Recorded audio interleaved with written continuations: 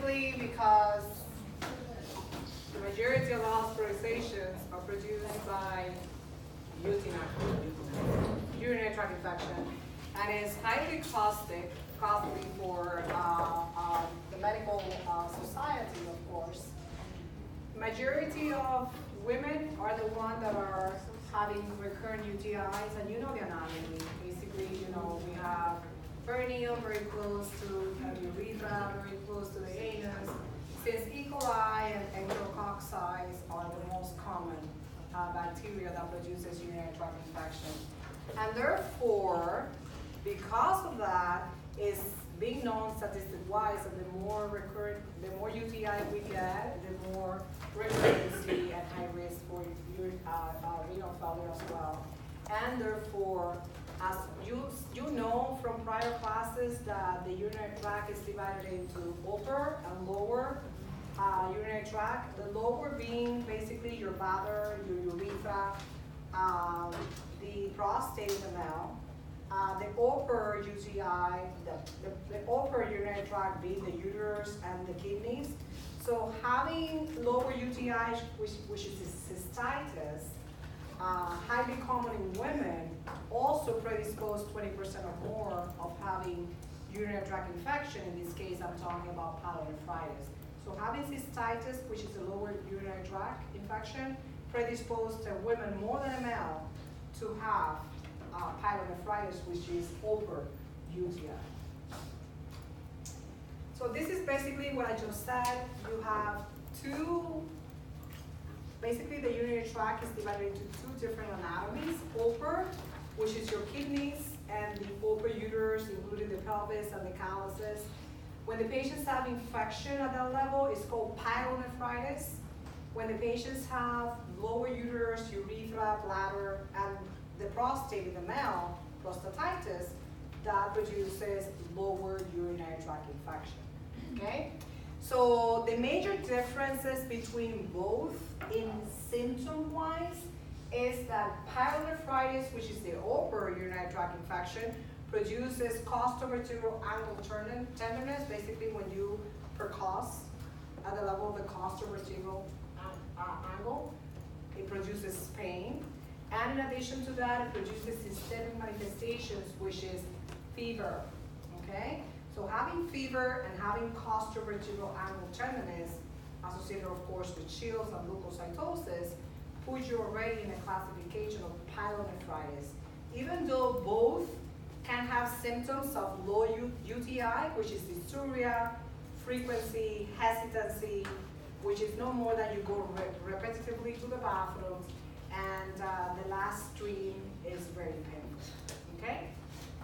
Now, urinary tract infection, either upper or lower, could also be associated with microscopic and macroscopic hematuria.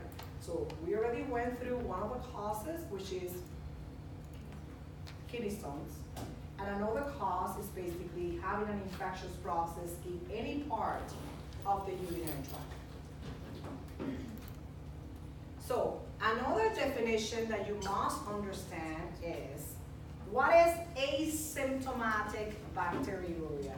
Basically, when you do a urinalysis, you have two major factors that you have to look at to be able to classify a patient as UTI, right? So you look at leukocytes in the urine, which it has to be more than 100,000 colonies, right, to classify you as UTI. And you could have other two factors that in combination with leukocytes in the urine is more specific for UTI. Having leukocytes in the urine by itself is called pyuria, okay? But when it's associated with high nitrates and leukocyte steroids, or, meaning and or, is highly predictive for urinary tract infection. So first of all, you're gonna look at the leukocytes in the urine, and if it's more than 100,000 colonies in urine, you have pyuria.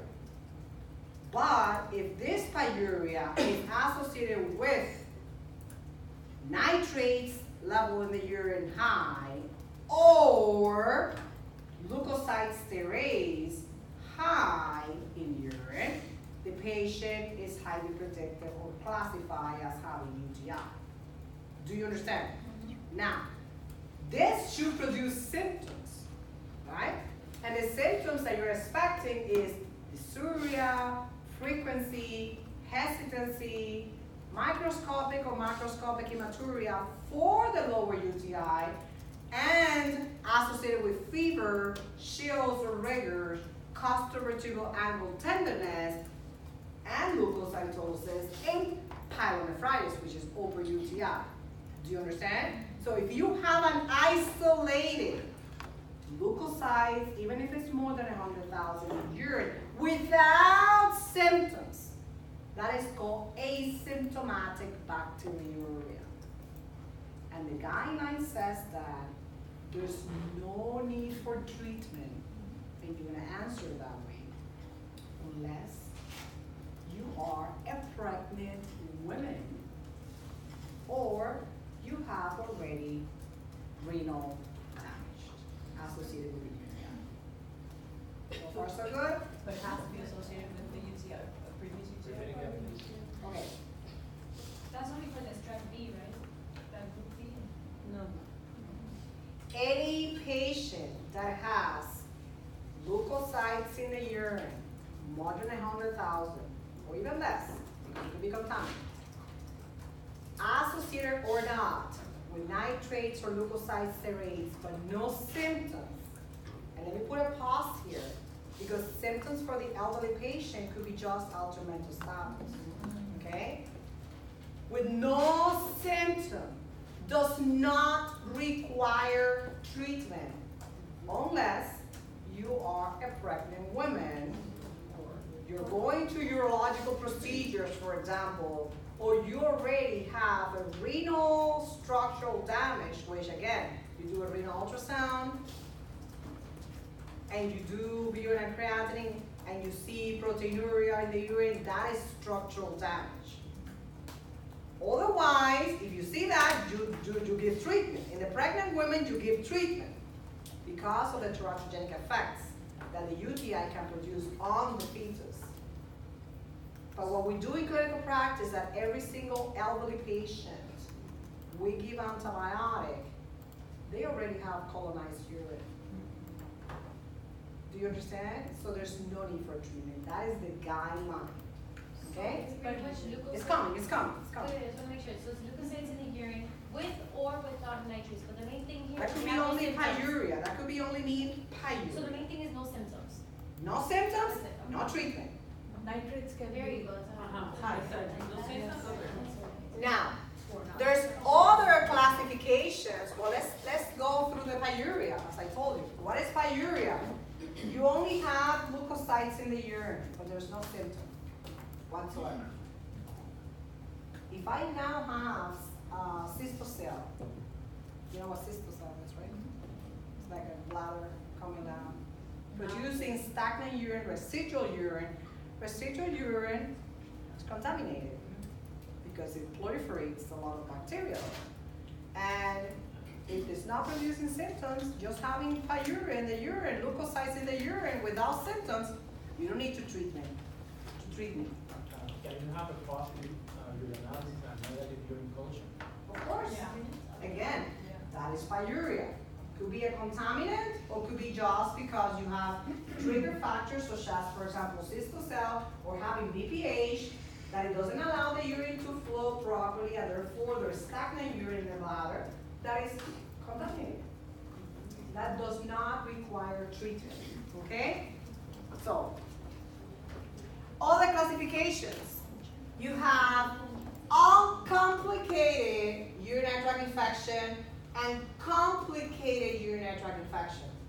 First of all, it's common sense that uncomplicated urinary tract infection, the leading etiology or classification of uncomplicated urinary tract infection is lower UTIs. So having cystitis, having urethritis, having prostatitis, which is the lower tract, puts you already in a classification of uncomplicated. In addition to that, uncomplicated means that you have no structural damage in the kidney produced by recurrent UTIs. In other words, you don't have urine creatinine elevated, you don't have complicated UTI. You don't have proteinuria in the urine, you don't have complicated UTI. You don't have hydronephrosis produced by a reflux of stagnant urine in the bladder. You don't have complicated UTI. Do you understand? Good. So the opposite applies for complicated urinary tract infection. If the lower tract is uncomplicated, the upper tract is complicated. So just the fact that you have pyelonephritis, which again, how do you detect that? Fever, chills, rigor, costovertebral angle tenderness, leukocytosis, puts you already in a classification of pyelonephritis. And pyelonephritis, since potentially can produce structural damages to the kidney, is in the classification of complicated. Do you understand? But if you already have elevated uterine creatinine, you already have hydronephrosis, you have renal failure, you have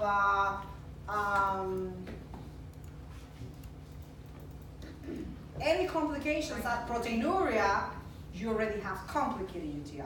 Do you understand? So if you damage the kidney or have potentials to damage the kidney, you have complicated. If you have low urinary tract, cystitis, urethritis, prostatitis, uncomplicated.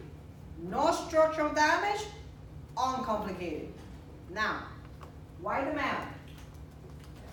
The male is not a risk factor for UTI at all because the urethra is long, is not in contact with the colon, right, the anus, where you have enterococcus and you have E. coli, which are the most common, unless there's rectal sex, right, anal sex. That doesn't mean that you're homosexual, it's just that you're having rectal sex. So therefore, you have a port of entrance of the E. coli and the enterococcus. So therefore, since it's a direct contact, BML is already a complicated. Okay? Any questions on this classification? It's easy, men are complicated. So again, what is asymptomatic bacteriuria? Well, if you normally you know that you should collect the specimen in the second stream, right? Never in the first stream. You should clean first or rinse and then collect the second stream to avoid contamination. You have 2 regular voided urinalysis properly collected, and you have more than 100,000 colonies. It doesn't really matter if it's a woman or a male, but you have no symptoms. You're asymptomatic bacteriuria. You now do a click cath. Single doesn't have to be double because it's actually more accurate, right? And you have more than 100,000 colonies in the urine, no symptoms, asymptomatic bacteriuria. There's something called that honeymoon cystitis, when you have too much sex in a certain period of time, right? Too close. Most likely you went to a hotel and you're drinking and you're happy and you have too much sex. That's why it's called honeymoon cystitis. You are at 2 to 3% risk to have colonization in your urethra, even if you have no symptom. When you collect a urine sample, maybe you just came from a honeymoon and you decide to do, since you have spare time, to do your annual physical. And I collect your urinalysis, and I see more than 100,000 colonies in the urine, but you have no symptom whatsoever.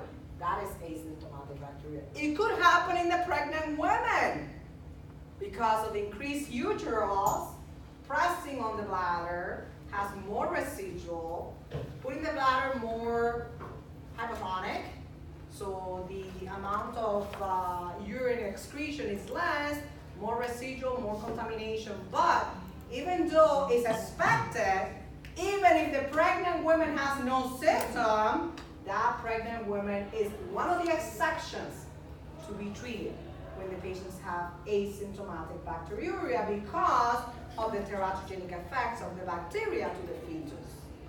And even if you're not a family nurse practitioner, unfortunately, that is your expertise, so you need to know when to treat or not to treat. All right? So, for example, you remove the urine catheter and the patient 48 hours later voids, gives you a sample, and has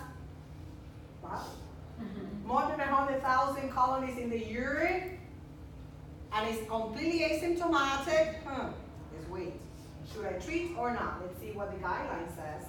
Now, you're screening a patient, just annual physical, and you see 100,000 colonies in the urine with no symptoms. There's no need for treatment. This is what I want you to understand. Do not treat an asymptomatic bacteriuria unless the patient is pregnant, going through procedures urologically, or has structural damage.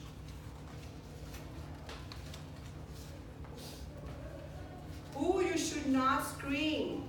Basically, everybody that goes to an annual physical gets a urinalysis. Who would you care if they have more than 100,000 colonies with no symptoms, and who we just disregard? Well, if you're premenopausal and you're not pregnant, you have no risk factor, right? So why would I bother doing a urinalysis if you have no symptoms? That's what the guideline says. I understand that all of you, including me, when you go to a doctor for an annual physical, they do a urinalysis, but the guideline says that it's not indicated. Diabetic women. What happened with diabetic women? With the neuropathies that they have, affecting the bladder, producing overflow incontinency, it's expected that they have residual urine, and that could be contaminant. Geriatric patients, because again of the anatomy, we lose ton of the pelvic floor. They tend to have BPH, so any risk factors that produces stagnant urine, either cystocell or BPH, is expected to have contaminant urine, and that will be asymptomatic bacteriuria. Even persons with cerebral palsy, spinal cord injury, they also have overflow incontinency, so therefore it's expected to be contaminant as well. If you see no symptoms whatsoever, catheterized patients that remain there for a long time, that are fully dependent, is expected. So again, even if you have a patient with a Foley catheter, and you see that it's 100,000 colonies with positive nitrates, for example, the patient is okay. What will you treat? You do it in clinical practice, but the guideline says no. This is basically for you to know at glance what are the most common bacteria that we have. Most commonly, E. coli for all, okay? So Enterobacter, Entropoccal, most likely. But the flora changes a little bit for patients that are, for example, fully dependent, patients that have diabetes, patients that have any type of immunosuppressive disorder. Besides the most common that also are present, non-complicated, they also tend to have streptococci and staphylococci that is treated differently, a little bit different. And of course, you have to think about gram-negative anaerobes as well. So the one is uncomplicated and complicated? Both. Yeah. But it's not the most common. Okay? Now, of course, if you're coming from a nursing home or you're a prisoner, I expect to have more colonization not only for E. coli, but I have to go for pseudomonas. Okay? Now, this is the algorithm for treatment. Yes? Yes. Okay, so I want you to look up, this is basically from the guideline. And I keep saying it women, because remember, women is uncomplicated. And when you have an NRH, it's complicated, all right? So, women, if you have absence of fever, if you have absence of costovertebral angle tenderness, no leukocytosis, no rigors. What is that? Uncomplicated UTI. That means that I don't have pyelonephritis, I have cystitis, I have urethritis, and if you're a male, you have prostatitis. Okay? So, if you do not have any of those symptoms, you don't have uncomplicated UTI, so you have to consider having pyelonephritis, right? If you have fever, costovertebral angle tenderness, etc. Now look at the treatment guideline. Basically, the first line treatment for uncomplicated UTI, the guideline keeps saying, let me explain to you a little bit more. The guideline keeps saying that macrobid, which is sulfamethoxazole, trimethoprim, is the first line unless contraindicated. Now you're going to look for statistics and research that has been done comparing Bactrim DS with fluoroquinolones, which is ciprofloxacin or levofloxacin. The specificity of cure is higher with fluoroquinolones in clinical practice than with macrobid. But unfortunately, the guidelines keep saying that the first line treatment is macrobid, which is no more than your sulfamethoxazole, trimethoprim. No, that's Bactrim. That doesn't have to go with the age and Yeah. same thing like that. That doesn't have to go like if you're elderly and if you're coming from. Why? Because if you're elderly and now you're coming from a nursing home, I'm expecting some colonization with pseudomonas and gram-negative anaerobes, and Bactrim is not going to do it. It has to be levoprim or ciprofloxacin. All right? So let's wait here for a second. Okay? So Bactrim DS, which is very high strength, which is 160 to 100 twice a day, and I'll tell you for how long. In addition to that, the second line, listen, the second line treatment is your fluoroquinolones, which is your ciprofloxacin, levofloxacin. Ciprofloxacin is 500 milligrams twice a day, and levofloxacin, if you have a normal renal function, 750 milligrams daily. Okay, I'll tell you for how much right now. Now, nitrofurantoin,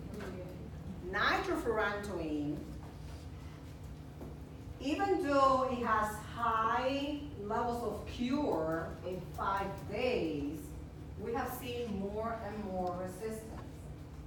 So we are serving or conserving or leaving this apart for pregnant women. So nitrofurantoin is the leading first line treatment for urinary tract infection, either upper or lower urinary tract infection in a pregnant woman because of the teratogenic category B. Okay? So even though it can be used on us, adults,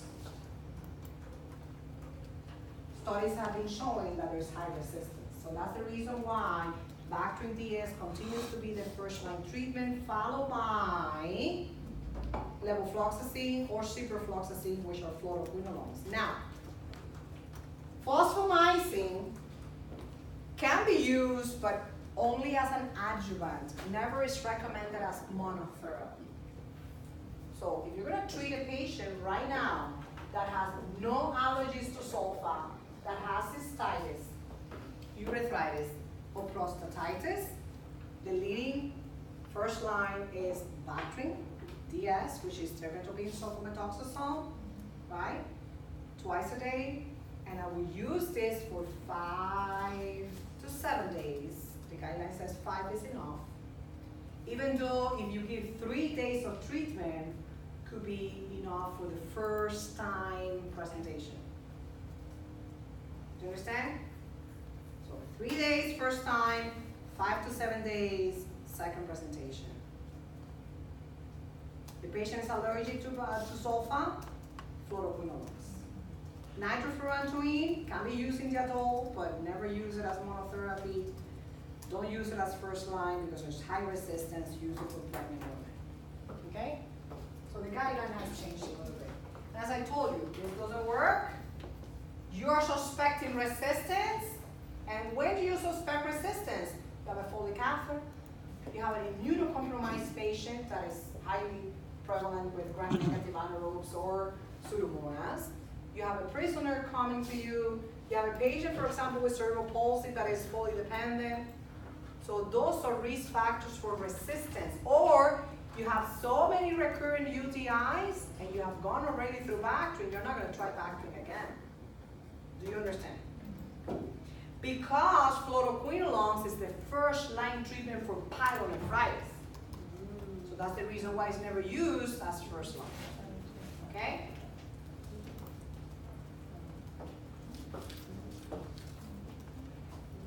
Now, what else can you use?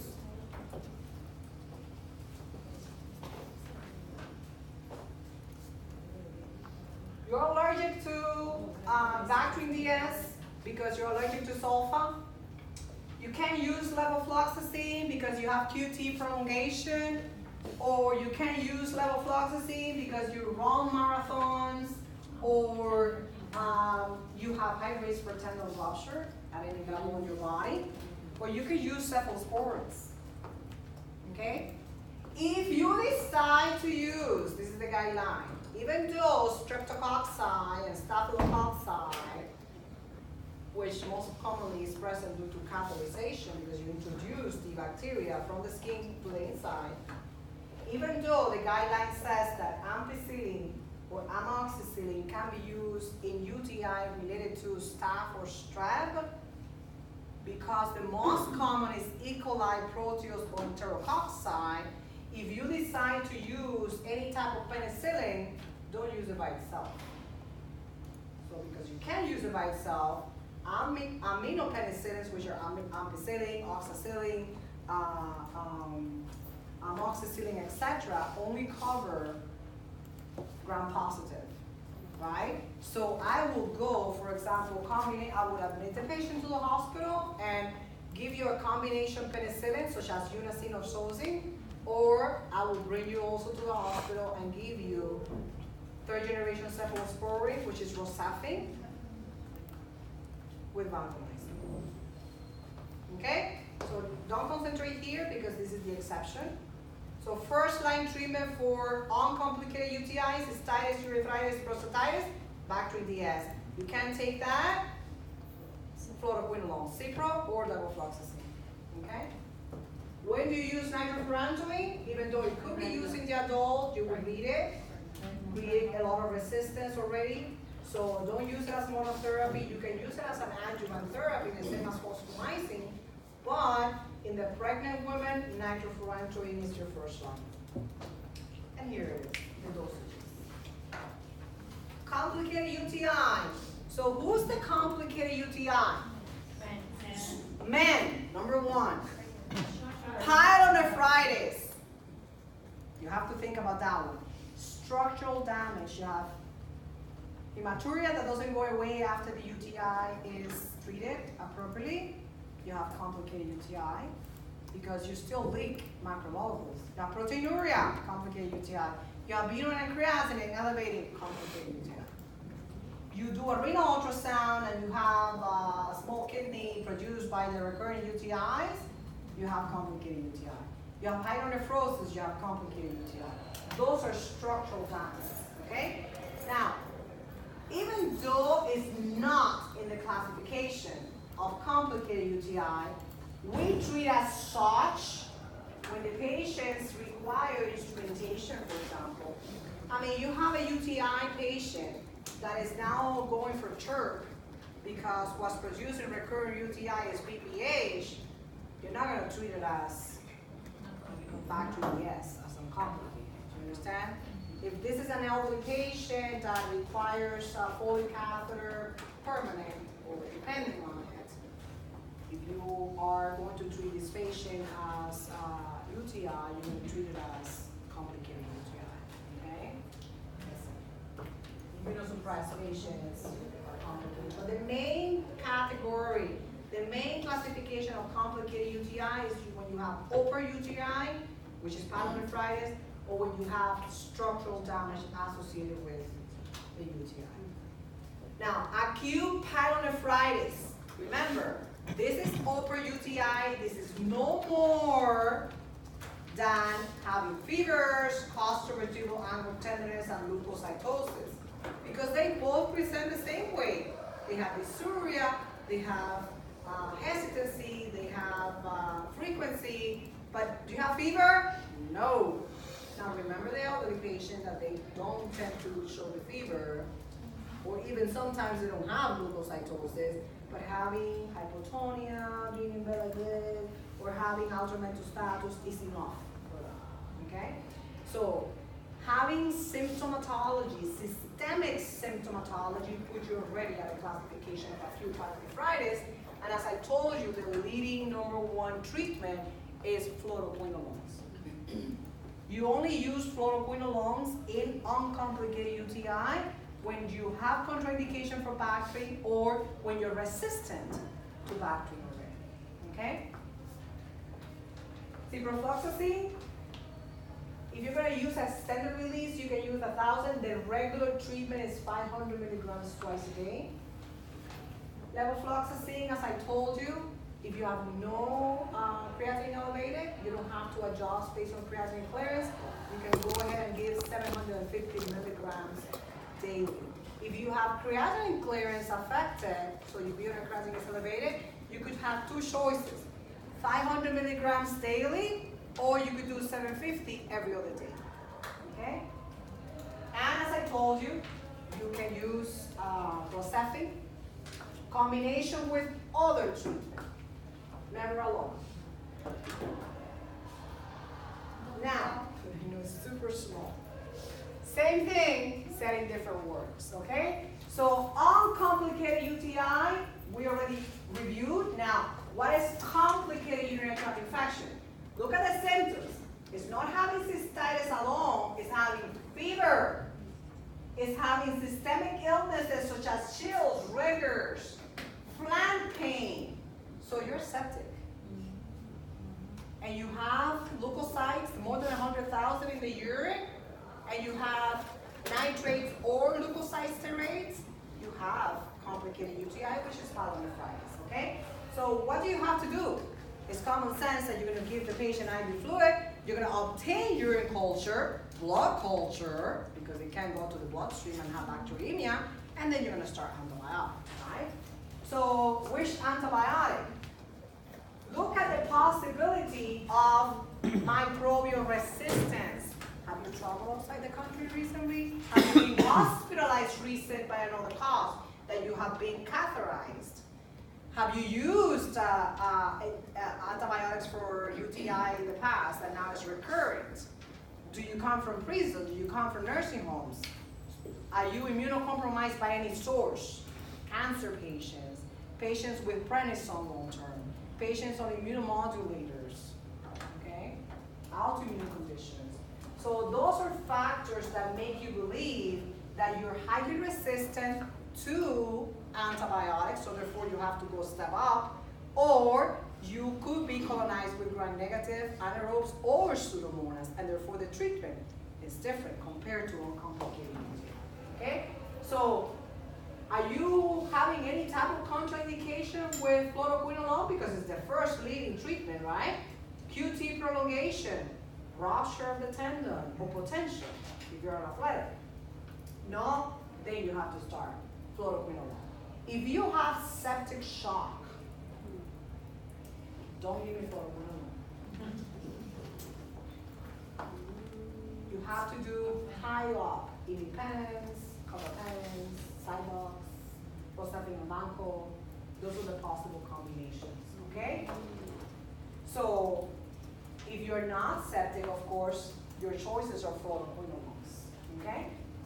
Are there any contraindications or any allergies to fluoroquinolones? Or again, you have tendon rupture, you have QT prolongation. If you do, and you're not septic, what can I do? Well, give me Rocephin.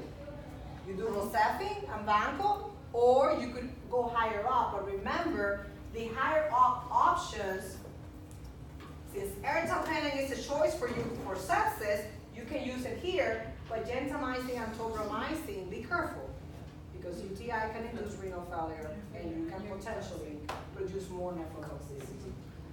Any question? First line uncomplicated, Bactrim DS. You have been treated before, you're creating resistance. How do I know you could be resistant? You're coming from a nursing home, you're coming from prison, you're fully catheter dependent, you travel outside the country. I'm not gonna give you Bactrim DS. I'm gonna give you fluoroquinolone, which is the first line for complicated. Because that already puts you at a level of complicated, right? You can take fluoroquinolones because you have QT prolongation, because you could be an athletic that could have tendon rupture or potential for. Well, let me give you Rocephin. Admit you to the hospital, I'll give you vancomycin as well. Never You have septic shock due to the UTI or bacteremia, I'm gonna admit you to the ICU and give you ertapenem and carbapenems. All right?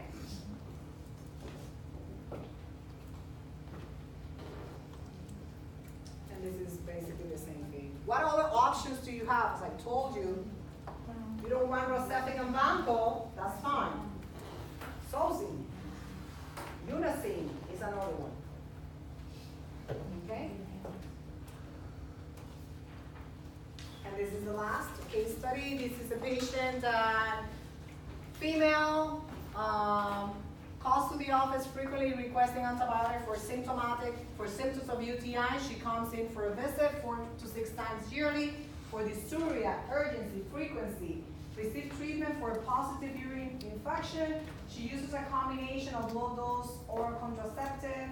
She and her husband have sexual intercourse 1 to 2 times most of the week. I hope it's not 1 to 2 times per week. On close questioning the patient, she usually washes her perineum before and gets up and empties her bladder, which is a good practice. After intercourse, why? Also reduce the bacteria that came in and went into the urethra. Exactly. Always void after intercourse. In spite of this, she has recurrent, more than 3 per year, or 2 or more UTIs in a month. Always occur within 12 hours of intercourse. Today, she calls complaining of UTI symptoms and asks, what can I do to prevent this from happening?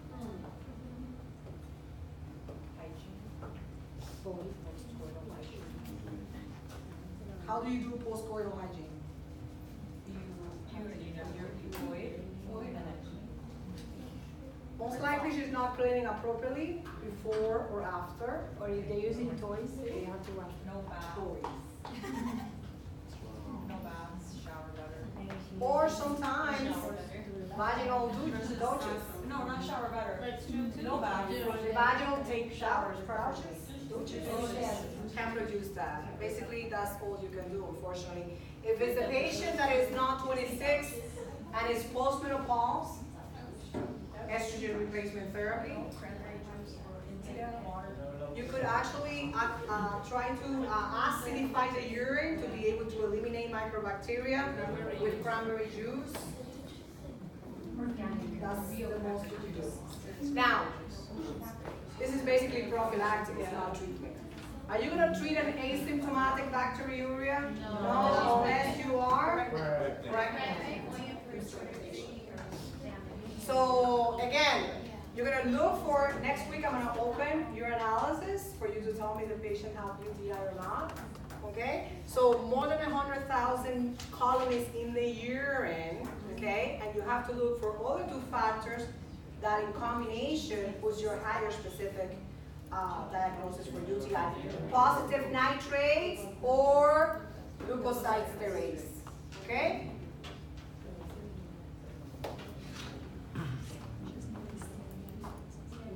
And I said this. And we talked about cranberry juice and emptying the bladder. And sometimes if your recurrency is after intercourse, you're not going to take Bactrim every time you go. I'm going to have an intercourse. But sometimes if you have this in a period of time, like you have a lot of intercourse, you go to Punta Cana, then you can have a prophylactic treatment before that. Okay? Even though it's not written in the guidelines. Plenty of water. Hygiene, plenty of water. Try not to alter the pH of the vagina as well during intercourse with all the gels and the toys and all that. And you know, the way you clean yourself from front from back to front is inappropriate, you know that. Okay? Another case, this is patient resides in a nursing home. Right there, so far. Right? Are you going to treat with Bactrim DS? No. So fluoroquinolone to start. Okay? We talked about complicated UTI.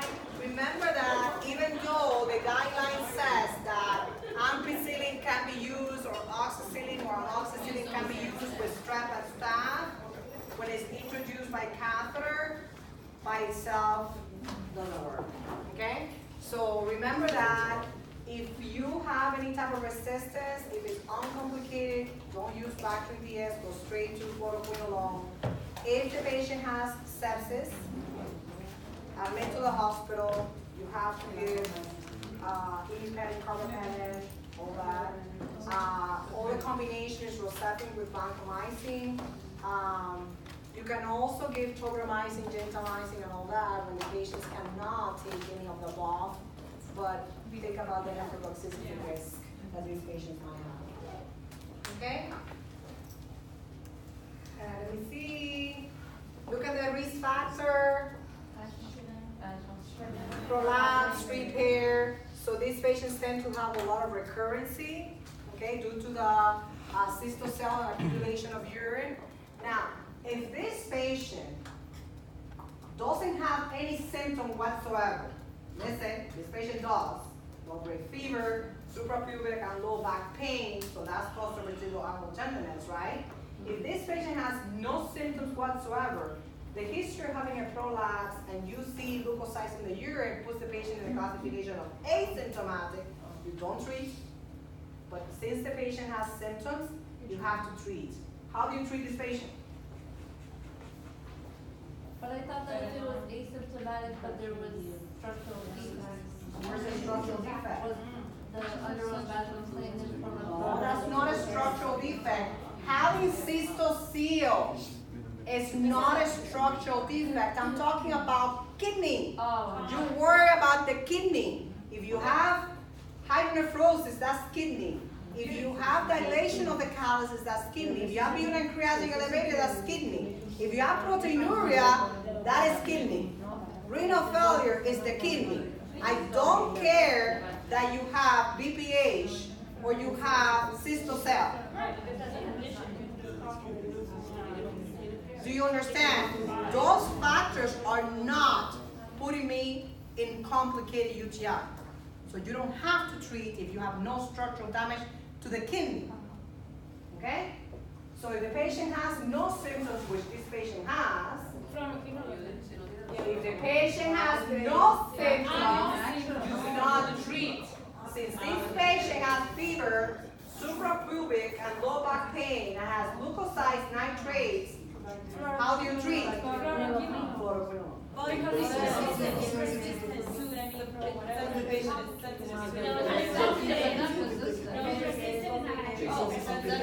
patient is resistant to Bactrim, don't use Bactrim. You're not gonna treat it.